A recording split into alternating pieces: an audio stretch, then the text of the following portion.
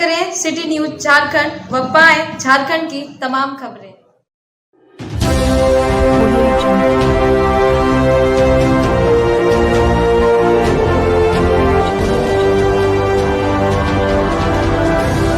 नमस्कार, आप देख रहे हैं सिटी न्यूज और मैं हूं आपके साथ कंचन।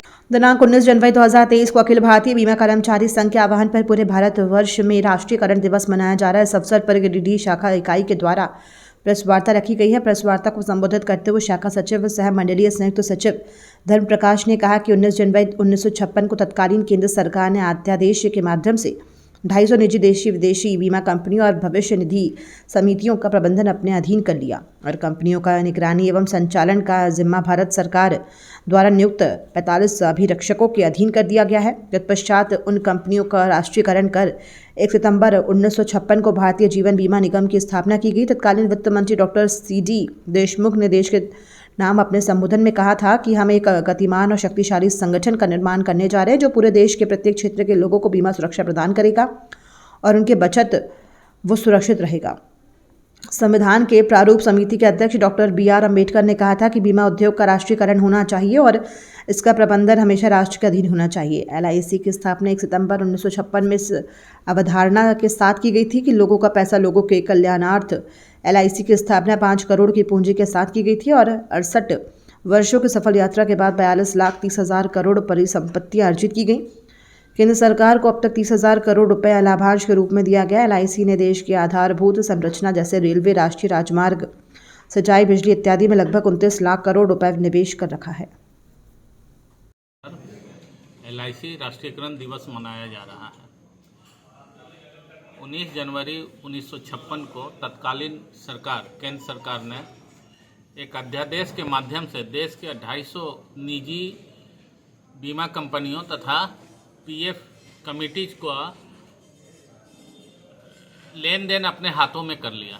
उस अध्यादेश के माध्यम से इन 250 कंपनियों का संचालन अपने जिम्मे कर लिया और 45 अभिरक्षकों का नियुक्ति किया गया था, जिसके माध्यम से इन कंपनियों का संचालन हो रहा था। 1 सितंबर 1956 को इन सारे कंपनियों का राष्ट्रीयकरण करके LIC of India, Bharatiya Jeevan बीमा निगम की स्थापना की गई थी। उस समय केंद्र सरकार ने भारतीय जीवन बीमा निगम की स्थापना के लिए 5 करोड़ रुपया पूंजी लगाई थी। आज के दिन में 68 वर्षों के सफल यात्रा के बाद LIC ने 40 लाख करोड़ से भी अधिक की परिसंपत्तियां अर्जित की है। इतना ही नहीं, केंद्र सरकार को 5 करोड़ के पूंजी के कारण 30,000 करोड़ रुपया का लाभांश दिया है।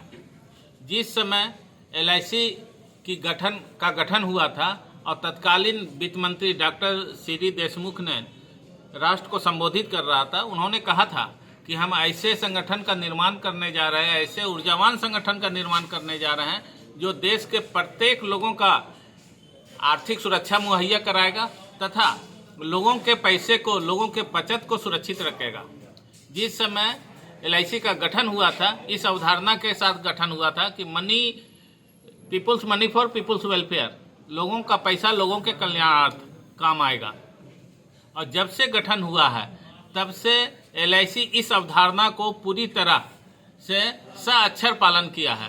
द्वितीय पंचवर्षीय योजना से लेकर के अब तक के पंचवर्षीय योजनाओं में LIC ने लगभग 55 लाख करोड़ रुपया का निवेश किया है। देश के आधारभूत संरचना जैसे रेलवे, राष्ट्रीय राजमार्ग, सिंचाई, बिजली सहित तमाम आधारभूत संरचनाओं में लगभग 42 लाख करोड़ का LIC ने निवेश कर रखा है।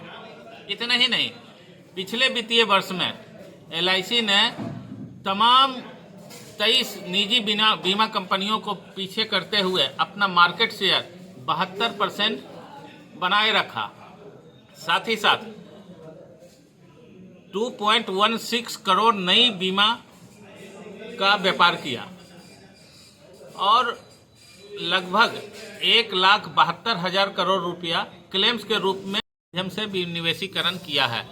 हम सभी जानते हैं कि विदेश की आर्थिक स्थिति जो है डमाडोल है, संतुलित नहीं है और तमाम जितने भी डाटा सरकार के द्वारा आ रहा है या अन्य स्रोतों से आ रहा है, सभी ने स्पष्ट कर दिया है कि देश की आर्थिक स्थिति खराब है और इस खराब आर्थिक स्थिति से उबरने के लिए केंद्र सरकार ने तमाम राष्ट्रीयकृत उद्योगों को बेच रही है, विनिवेश कर रही है।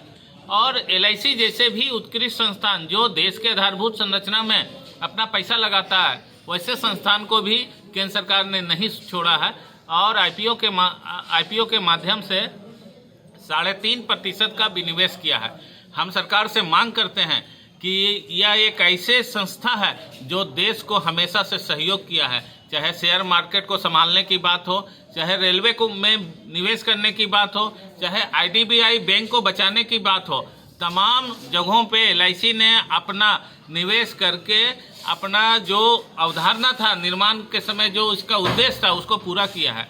ऐसे में ऐसे वित्तीय संस्था का विनिवेशीकरण नहीं होना चाहिए था। 3.5% का जो विनिवेशीकरण किया गया है उसी पर सरकार रुके, इसे आगे नहीं बढ़ाए। हम लोग यह मानते हैं कि सरकार की नीतियां ही खराब नहीं है, सरकार की नीयत भी खराब है। और अभी देश की जो स्थिति है, चाहे हम बेरोजगारी की बात करें, महंगाई की बात करें, विनिवेशीकरण की बात करें, तमाम इशूज में केंद्र सरकार जो है अभी देश के विरुद्ध में काम कर रही है, जनता के विरुद्ध में काम कर रही है। आज के दिन हम सरकार से मांग कर रहे हैं कि जितने भी राष्ट्रीयकृत उद्योग हैं उसे अक्षुण्ण रखा जाए, उसका विनिवेशीकरण नहीं किया जाए। साथ ही साथ LIC जैसे सुदृढ़ वित्तीय संस्था का भी विनिवेशीकरण नहीं होना चाहिए।